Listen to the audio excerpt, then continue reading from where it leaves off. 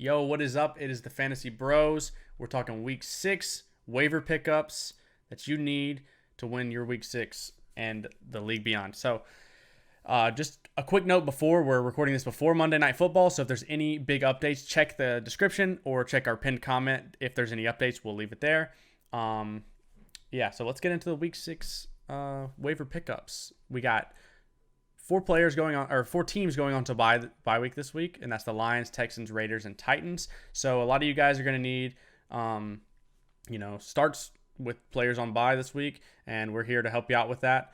And some of you are dealing with injuries to Rachaad Penny, Javonte Williams, random concussions. Olave might be out.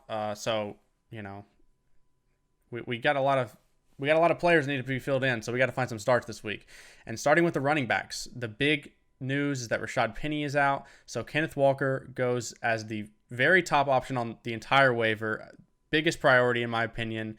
He's 47.7% rostered in ESPN, so if he's somehow available in your league, I would blow the first waiver priority. I would use most, if not all, of your fab on him. I mean, he's gonna fill in a giant role, and he's a rookie who looks pretty good. So, yeah, what do you think? Would you spend most or all of your fab on Kenneth Walker? Yeah, I'd be a big spender on him. This is what the whole zero RB crowd thrives on, waiting for these big guys to go down so you can pick up their backups that should be in a bell cow role the rest of the season. If you're struggling at running back, or if you just want to hoard them away from the rest of your league, I would spend a sizable amount. Probably upwards to 70, 80, even 90% if you're desperate for a running back. I mean, if your glaring weakness is running back, I wouldn't even fault you for spending 100% of your remaining budget. If you need it, this is the solution. I mean, for the rest of the season, most likely Rachaad Penny is out, and he looked good, and their offense looks good. So you're not going to be guaranteed a better waiver pickup all year. So if this is what you need, even if you don't need a running back, I'm spending a lot of fab on him because, like you said, it takes it from your. I mean, you never know when you're going to need the depth, right? Even if you don't need it now, you might need it in the future, and it takes it away from your league mates, and he could be a potential league winner. So, yep, I'm all in on Kenneth Walker. All right, before we get into the rest of the running back waiver wire pickups, just want to ask you guys if you could subscribe.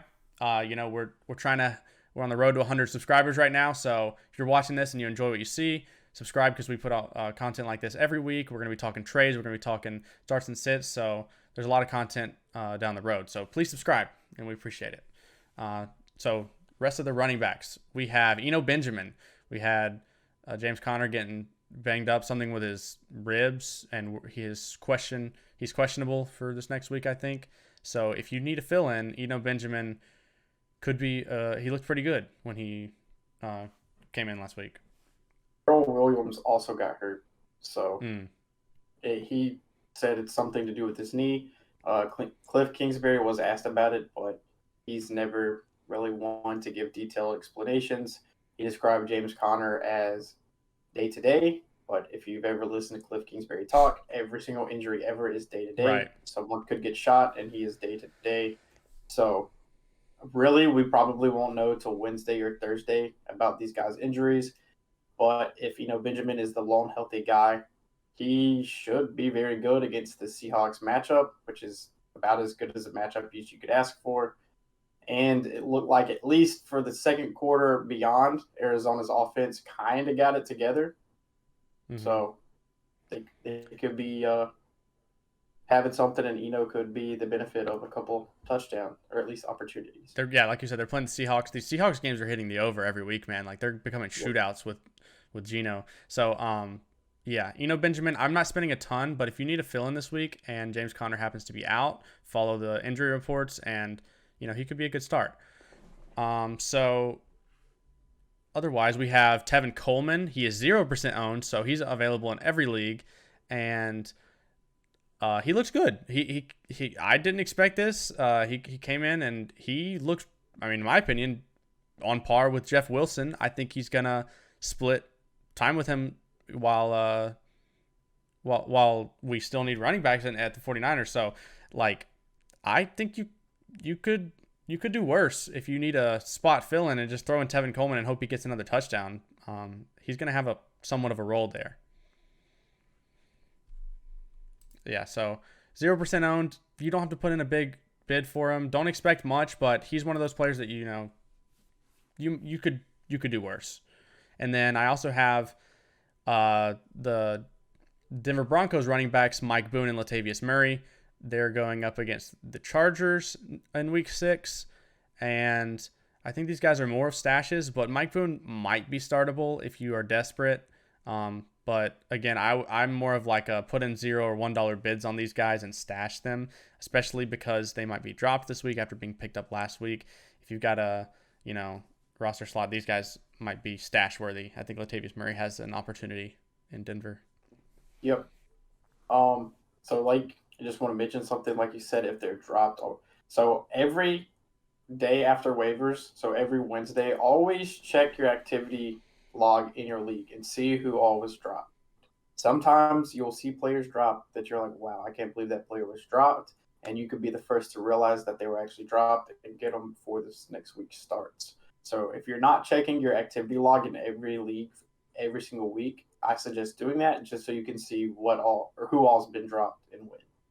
Yeah, I mean, you can get a huge advantage over your teammates or over your league mates who are not going to check the activity log. They're not going to see who was dropped. You might be able to, like, that's where my best pickups have come from, is from, these players who get dropped unexpectedly and nobody really notices except for the player who dropped them and you, because you're paying attention and you're getting an advantage in that way. I'm in a public league where Breece Hall was dropped last week. I picked him up and started him, and I'm feeling really good about that. So, a lot of you guys are going to have stuff like that happen in your league, so always pay attention after waivers run. I agree with that.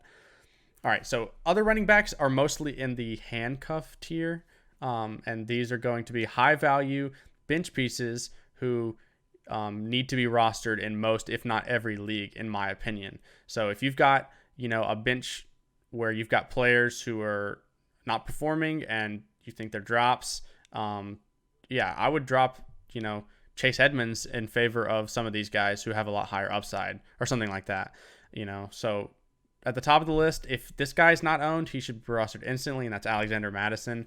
He's apparently 43% owned in ESPN leagues, and that should be 100% in my opinion because his upside is phenomenal if Dalvin Cook were to go down and he has a history of injury. So I would roster Alexander Mattison if he's available. Other one is Rachaad White. He's still only 23.9% owned. I think he's starting to look like not only the handcuff, but he's also getting a little bit of a role there at the Buccaneers.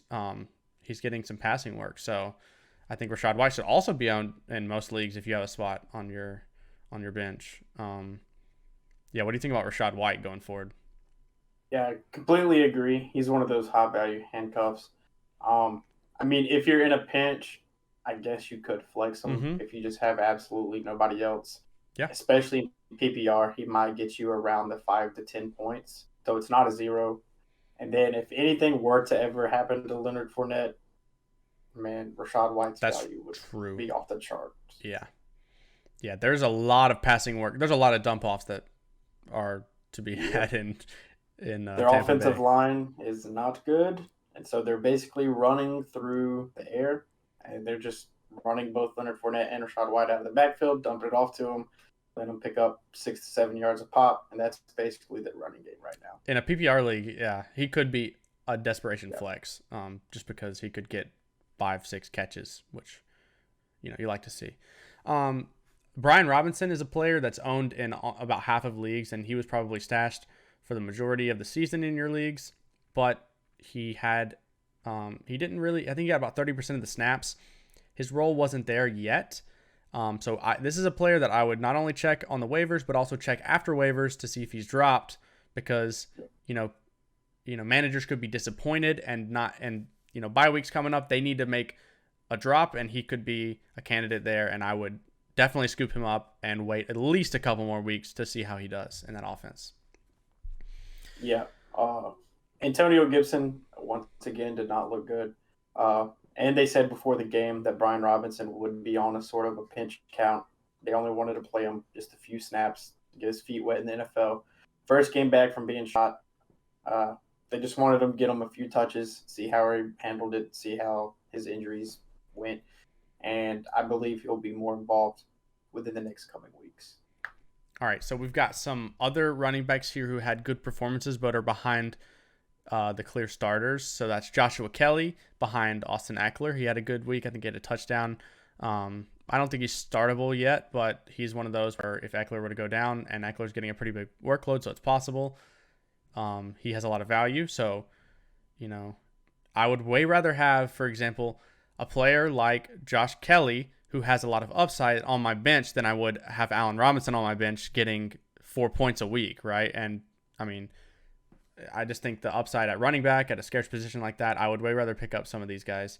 Another one is Jaylen Warren, who looks pretty good. He's a talented running back on an offense that features their running backs like a workhorse. So, if Najee were to go down, then Jaylen Warren instantly becomes the number one pickup on the week. And if you're smart and stash a player like any of these guys that we're talking about, then you look like a genius and you just got potentially a league winner in some of these cases.